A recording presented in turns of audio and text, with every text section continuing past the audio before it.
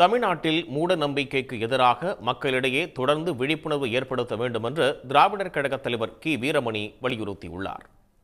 சென்னை அசோக் நகர் மற்றும் சைதாப்பேட்டை பள்ளிகளில் நடைபெற்ற நிகழ்ச்சிகளில் பேசிய மூடநம்பிக்கை பேச்சாளர் மகாவிஷ்ணு, ஒருவர் மாற்றுத்திறனாளியாக இருப்பதற்கு முற்பிறவியில் செய்த பாவம்தான் காரணம் என பேசியது அதிர்ச்சியை ஏற்படுத்தியது. இதற்கு கண்டனங்கள் வலுத்து வரும் நிலையில் அரசியல் சாசனப்படி பள்ளி மாணவர்களிடையே அறிவியல் மனப்பான்மையை வளர்க்கும் தமிழ்நாடு அரசுக்கு பாராட்டு தெரிவித்து பகுத்தறிவும் மாணவர்களும் என்னும் தலைப்பில் சென்னை கே நகரில் திராவிடர் கழகம் சார்பில் பொதுக்கூட்டம் நடைபெற்றது. இதில் பேசிய கி வீரமணி, தமிழ்நாட்டில் மகாவிஷ்ணு போன்ற நபர்களுக்கு இடம் இல்லை என்றார். மிகப்பெரிய அளவுக்கு அதுல ஒரு மோசடி பேர் வைத்துக் கொண்டது மட்டுமல்ல, இன்னும் பல்வேறு சங்கதிகள் பூரா பார்த்தீங்கன்னா மிக அளவுக்கு. நான் தனிப்பட்ட யாரையும் அதை பற்றி பேசுறதில்லை. ஆனால் வியாபாரி மிகப்பெரிய அளவுக்கு இவர் பார்த்தீங்கன்னா பெரிய மோட்டிவேஷனல் ஸ்பீக்கர். என்ன மோட்டிவேஷன் இவருக்கு என்ன எண்ணம் இருக்கு?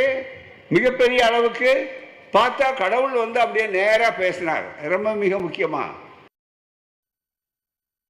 தமிழ்நாட்டில் மூட நம்பிக்கை பேச்சாளர்களை கட்டுப்படுத்த மாவட்டம் தோறும் விழிப்புணர்வு நிகழ்ச்சிகளை நடத்த வேண்டும் என்று கி வீரமணி கேட்டுக்கொண்டார். இந்த நிகழ்ச்சியில் திராவிடர் கழக துணைத் தலைவர் கலி பூங்குன்றன், வழக்கறிஞர் அருள்மொழி உள்ளிட்டோர் கலந்து கொண்டு சிறப்புரையாற்றினர். உடனுக்குடன் செய்திகளை தெரிந்து கொள்ள சன் நியூஸ் பெல் ஐகானை கிளிக் பண்ணுங்க.